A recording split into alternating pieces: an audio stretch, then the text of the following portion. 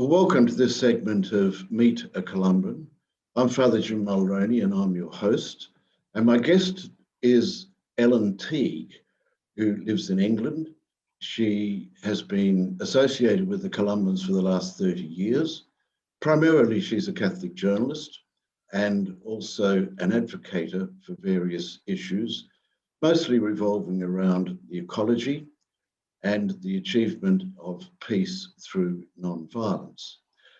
She writes for quite a few well-known international magazines and also has attended significant international conferences on behalf of the Columbans over the issues of the ecology of the world today and achieving peace. She lives in England and is the mother of 3 beautiful children, and very beautiful children, I think, Ellen, aren't they? So welcome. Oh, they're wonderful. Good on you. Although so they're in their 20s now, so. Oh. But they're still my boys. Yeah, well, you have been around for a long time, but we won't go into that any further. So welcome, and I'd like to begin by asking you, what type of outreaches do the Columbans in England involve themselves in, and what specifically are the ones that you are primarily involved with? Well, I'm part of a Justice, Peace and Ecology team, and my work's very much the media. Until coronavirus, I did a lot of group media, out giving talks, meeting people. I absolutely love that. And people love the Columbans, it's a lovely engagement. But my other work is really writing articles and also working on social media, Twitter, Facebook, YouTube, and on the issues that we are passionate about and the Columbans are passionate about: climate change, loss of biodiversity, building peace in the world, the situation of migrants.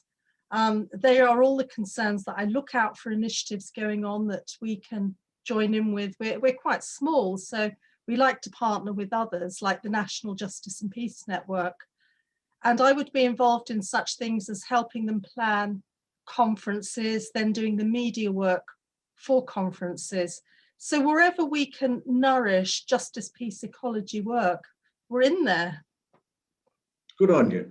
Now, I think you're also a little bit of a street animal. You're not shy about joining rallies and joining marches for particular issues. Not at all. Now, that can sometimes be a little bit of a controversial issue, at least in the sense of asking, what do rallies achieve, and what is it that a rally tries to communicate, and how does it try to communicate it? Yes. Well, first of all, you must have your banner. And behind me, you can see, it's just a bit of a banner that it quotes from Laudato Si, talking about listen to the cry of the earth and the cry of the poor.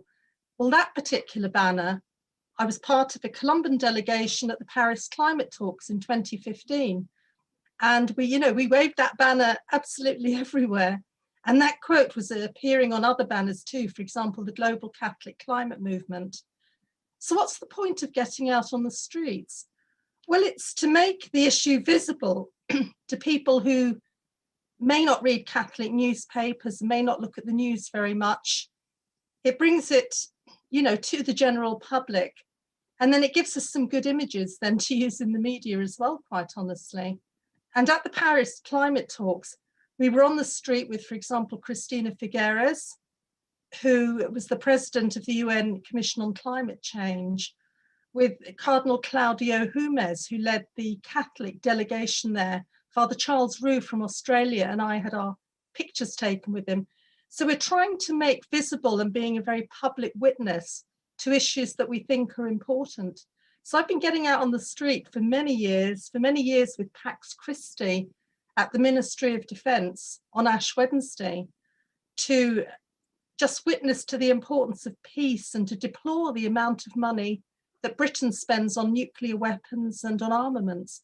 We do that every Ash Wednesday, and I'm not alone. There's normally, half a dozen Columbans and myself are there, along with Catholic workers, Pax Christi, Christian CND, our friends, really being a witness, a very public witness, and to the staff of the Ministry of Defence, that we feel it's wrong to spend so much money on preparing for war. Now, there's obviously a connection between war and the build-up of armaments and climate change, because armaments are quite a big energy-consuming industry, and I think a dirty and polluting industry. And also there's a connection, I think, between climate change and the promotion of non-violence in seeking peace among peoples and peace among nations, and even peace within our own societies. Could you speak to that issue a little bit, about the connection between those areas? A big feature of Columban work, and what really attracted me, 30 years ago, I worked for a development agency, CAFOD, and I was actually having my first son, and I couldn't really do all the campaigning work sort of out with parishes. So the Columbans invited me to work with them, and working with people like, Sean McDonough, who connects ecology issues with militarization in the Philippines at the time he was there.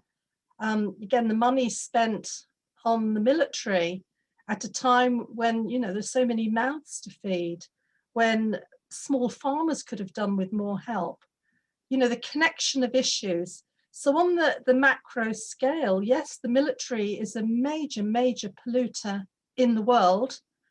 And I mean, Sean McDonough is about to bring out a book on robots. That our biggest arms company in Britain is putting really billions into developing, robotic planes that can, they kill the enemy, and, when we don't have injuries on our side. But, the Columbans don't really see that we have sides. We cross boundaries, and, we feel all people have rights, and in fact, the earth has rights as well. Now, with climate change, I was actually quite aware of that back in the early 80s, because my husband and I worked in northern Nigeria, and the missionaries there used to say that, not Columbans don't work in Africa, but the SMA missionaries used to say the Sahara was moving southwards. And there are all sorts of implications of that, the desertification of the land. The town we were in 80 years earlier had been a forest, but there was no more forest. Very, very few trees at all. But the disruption of peoples, farmers in Niger who had to come south to our area for jobs, guarding people's houses at night. They could no longer farm the land, and there wasn't enough sort of greenery really to have a pastoral, nomadic existence. And that now has really developed into major, major conflict in northern Nigeria. So the links between climate change, desertification, water resources becoming increasingly scarce in some places, and then, massive flooding in others. The severe weather we're seeing is terribly disruptive, particularly of poorer people who will live in sort of fairly makeshift housing on the sides of mountains that, if there's exceptional rainfall, they can be washed away. And in fact, the Columbans have seen this in the Philippines. Just in the last few weeks, they've had, I think it's the 10th typhoon this year, and massively disruptive to poor people. So yeah, massive connections between, militarization in terms of the expense of it, and in terms of the hardship that it inflicts on civilians. The majority of casualties in any war now are civilians. And then, these other issues too, loss of biodiversity and migration, all connected. And the Columbans, all the time I've worked with them, have really been very strong in seeing those connections, because you probably know, for campaigning, agencies like to, choose one campaign and go for it. Whereas we look at the complexity of the issues. And that's why, I'm an ex-teacher that, well, I still teach now, I suppose, that the education, the awareness raising work is so important. As a teacher and an educator, you understand the importance of sowing fundamental attitudes in people's minds, which is done in many ways, sometimes through theoretical through theoretical things, but concrete images like the loss of biodiversity, the loss of water, the loss of trees, the loss of things that you've seen in Nigeria are fundamentally important. And a lot of your work seems to be connected with sowing these attitudes and this knowledge among the younger generation. And you run a campaign for school children, a journalistic campaign. We do. For the last 4 years, we've run a campaign, and it's always on a justice, peace, or ecology issue. So the first year it was on migrants, then it was on climate change. Then last year we looked at tackling our throwaway culture, and we had more than 20 schools sent entries, video and written entries. The moment our competition is on ending racism, and we've begun to get entries in for that, images and copy as well. So linking into the interest in really Black Lives Matter and the street protests that Ireland and England also saw of young people feeling this was a massive issue. But we're also bringing in racism and migration.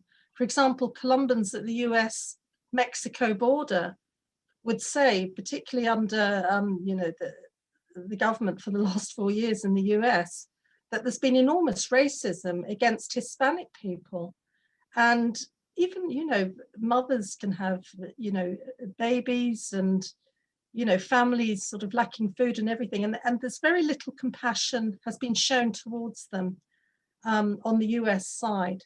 And the Columbans have a centre in El Paso, and they've been very much working on this issue and highlighting it. But also say racism in relation to climate change. Again, it's the countries of the global south and countries where people are largely Black or that, having the worst impacts of climate change. For example, Father Liam O'Callaghan was on a webinar this week on climate change with actually our youth worker in Britain, James Truby, and he was talking about the exceptional heat. It's getting hotter year on year, particularly this decade. And, there's enormous suffering. I mean, 10,000 people roughly have died in the last decade in Pakistan from heat. Now, it can happen in the north as well. I mean, France once had a tremendous heat wave and several thousand people died in France. It can happen, and indeed it will be happening in the future. But at the moment, there are so many deaths in the global south, and the Columbans are witnesses to that in Pakistan. I remember being on meetings with Father Liam, Zoom meetings, and he's had to be in his car with the air conditioning on because it's literally sort of boiling outside. I mean, people can't really move about. They just have to, if they can find a tree and, lie under it really till the heat of the day is over. And, there's tremendous suffering where there's lack of access to water as well. And now with COVID, add that into the mix as well, that people don't have the resources to, to wash regularly. I mean, I've been doing work sort of on the same issues, but outside the Columban world a bit, on, for example, Tigray in Ethiopia at the moment. There's a conflict looming there. Indeed, it's underway. And again, with COVID as well, there's just hardly any water for people to drink, to wash their hands, to, have basic hygiene measures in place that will protect them from COVID or indeed other diseases as well. So, climate change, migration, and, the interconnection is very, very strong. And that certainly would be my strength, to pull together issues. Now, I grew up, I'm a baby boomer, or what we call a baby boomer in Australia. I was born at the end of the Second World War. And I grew up in an atmosphere where we did realize that the war had produced tremendous suffering, but we also had the belief that it had achieved quite a few significant, highly significant things. And I don't find that attitude in younger people today, that war actually achieves anything masterful or anything great. Judging from the entries that you've received from students in high schools in England in your competition, Would you say this is a rather prevailing attitude, or what type of attitude do they express? I feel children do want peace. But of course, I mean, even since the Second World War, of course, the nuclear bomb came in the end of the Second World War. But the impact of weaponry now, children are under no illusions, you know, about winning a war. I mean, any war is going to be internecine. Indeed, another world war would indeed finish off the planet. They're well aware of that. And, you know, they want to avoid it. I mean, this is why arms companies and the British Army, they do quite a lot of work in schools to try and sort of garner support and get young people to join up. And in peace groups, we're trying to sort of say, you know, there are other paths for employment. You know, in a time now where we're hitting a lot of unemployment, that will be a path for some people and they'll be pushed into it. But I don't think young people do have an appetite for war. And they have a huge appetite for tackling things like climate change. The young people have shown us the way. Greta Thunberg is not alone. There are people like Greta around the world just saying it as it is and being very clear that climate change will eat into their possibilities, their potential for the future in terms of a warming planet. And I mean, yesterday I was in a webinar with Cardinal Turkson from the Vatican, and he was saying, and there was a young person on it, and he was saying it is particularly concerning for young people if you consider we're on the verge of, you know, we're over 1 degree of heating. We could reach 1.5 within a couple of decades.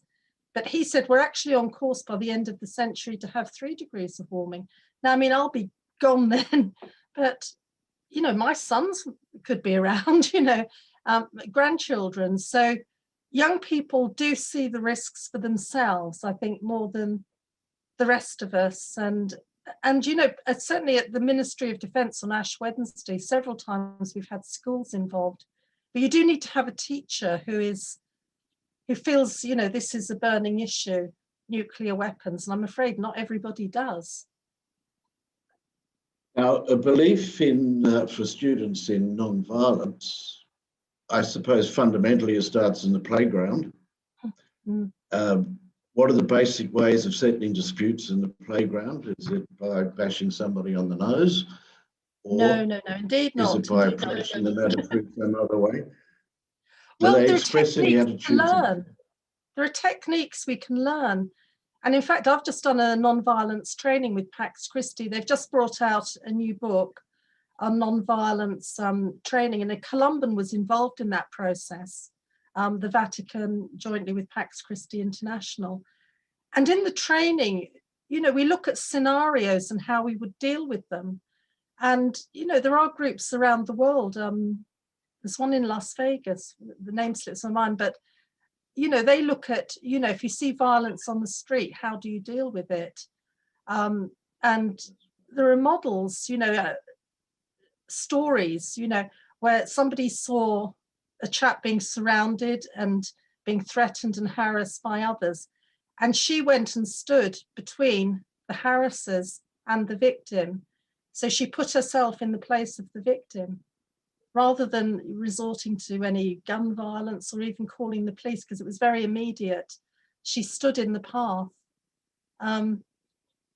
But fortunately, we are in a society where, you know, hardly anyone would have a gun, and knife violence and so on. I mean, it's rising, increasing all the time, but it's not as great as in, say, the US, where, you know, guns are quite popularly held. So there are techniques to learn with non-violence.